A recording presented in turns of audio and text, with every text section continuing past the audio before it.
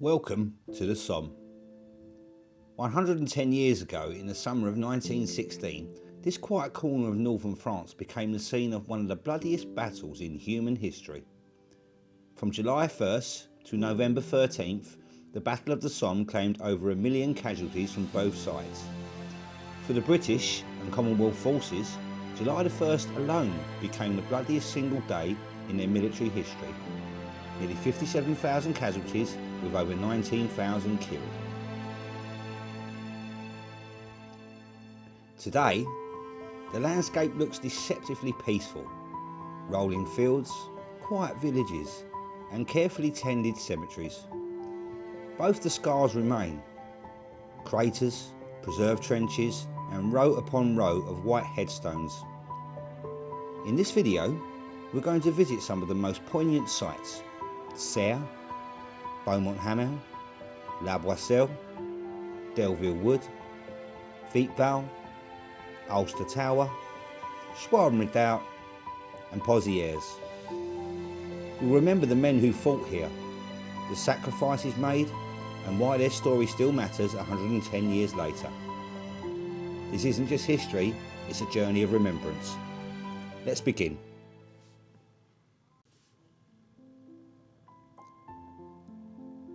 On the northern end of the British line stood the village of Serre.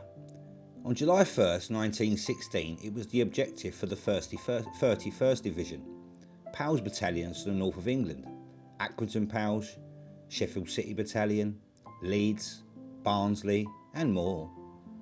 These were friends, neighbours and workmates who had joined up together. The plan was ambitious. A week-long artillery bombardment was supposed to destroy the German wire and trenches. At 7:30 AM, the whistles blew. The Pals advanced across open ground into a storm of machine gun and artillery fire. The German defences were largely intact. In barely an hour, over 2,000 men from the division were killed or wounded. Many units lost 80–90% of their strength before advancing, more than a few dozen yards.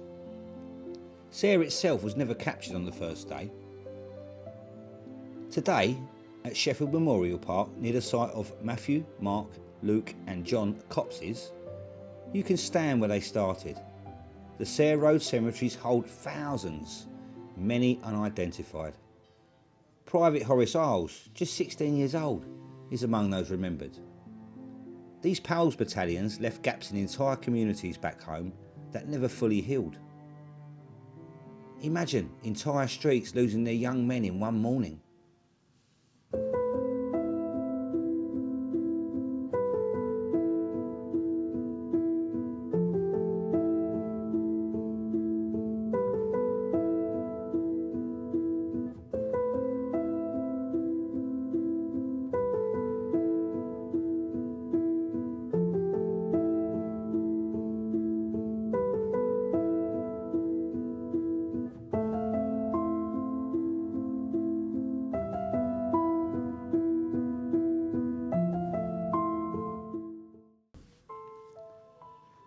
Moving south to Beaumont-Hamel. This sector is forever linked to the 29th Division and heartbreakingly the 1st Newfoundland Regiment. Attached to the division, nearly 800 Newfoundlanders advanced from reserve positions. They had to cross exposed ground under devastating fire. In under 30 minutes, the regiment suffered over 700 casualties, killed, wounded or missing. Every officer who went forward was hit. Only about 68 men escaped unscathed. The Newfoundland Memorial Park preserves trenches and the battlefield. The bronze caribou statue stands defiant.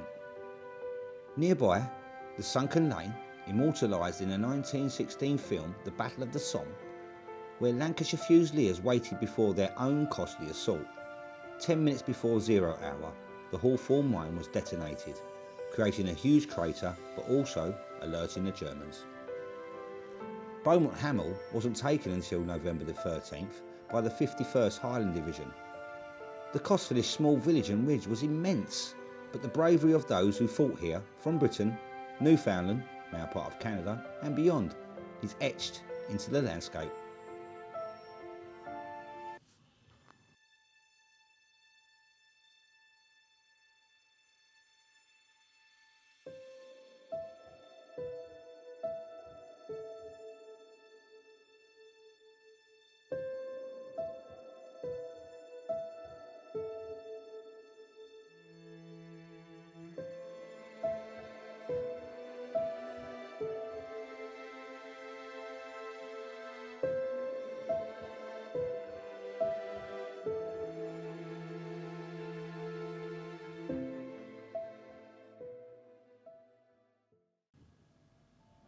2 minutes before the main assault on July the 1st, at 7:28 am, the earth shook. British tunnellers from the 179th Tunnelling Company had dug under German positions south of La Boisselle and placed 27 tons of explosives in the Lochnagar mine. The explosion created a crater 100 metres wide and 30 metres deep, one of the largest man-made craters on the Western Front. Debris flew hundreds of metres into the air. The 34th Division, including more Pals battalions like the Grimsby Chums, attacked here. While the crater was captured, advances on either side were largely halted by enfilading fire. La Boisselle itself was fiercely contested and eventually taken a few days later. Standing at the edge of Lochnagar crater today is humbling. A memorial cross and plaques remember the dead. Services are still held here every July 1st. It's a raw reminder of the underground war and the sheer scale of the preparations.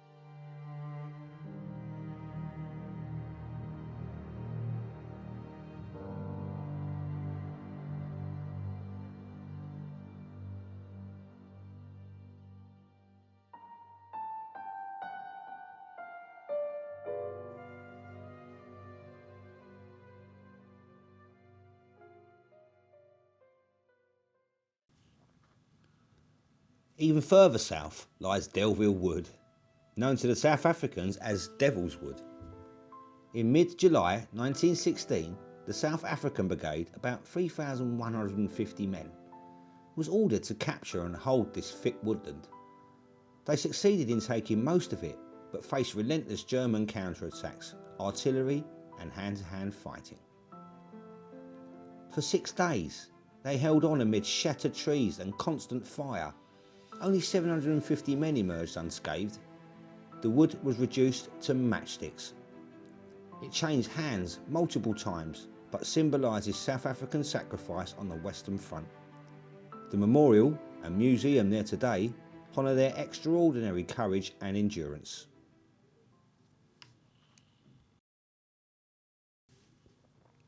The Thiepval Ridge dominated the battlefield. The enormous Thiepval Memorial to the missing bears the names of over 72,000 British and Commonwealth soldiers with no known grave who died in the Somme sector before March 1918. It's the largest Commonwealth War Graves Commission memorial anywhere. Nearby, the Ulster Tower stands on what was the German front line, commemorating the 36th Ulster Division. On July the 1st, these men advanced from Thiepval Wood and advanced one of the few notable successes of the day. They captured the formidable Schwaben Redoubt. That was a heavily fortified strong point, pushing deeper than most. They suffered around 5,000 casualties, but their determination is legendary. The tower is a replica of a famous Ulster landmark and a place of pilgrimage. Schwaben Redoubt itself was a triangle of trenches with commanding views. Capturing it was an incredible feat amid the slaughter elsewhere.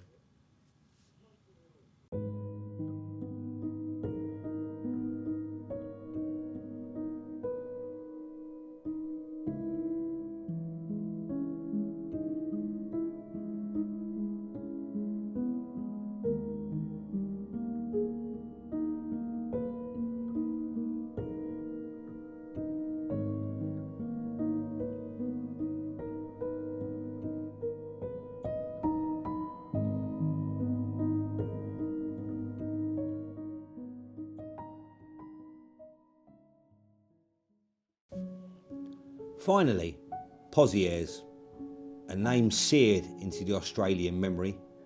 The village sat on a ridge along the Albert Bapaume Road. Australian divisions entered the fight in late July, They captured the village but then endured weeks of ferocious German artillery and counterattacks, including at nearby Mouquet Farm. In just 6 weeks, the Australians suffered around 23,000 casualties, as many as in the entire Gallipoli campaign. The ground was churned to dust. Today, the Poignant Memorial and the site of the old windmill remember them. Their tenacity helped wear down the German army. 110 years on, the Somme remains a place of profound loss and extraordinary courage. Over 1 million casualties, entire generations affected. Yet from the mud and blood came lessons in resilience, the birth of nations, identities, and a commitment to remembrance.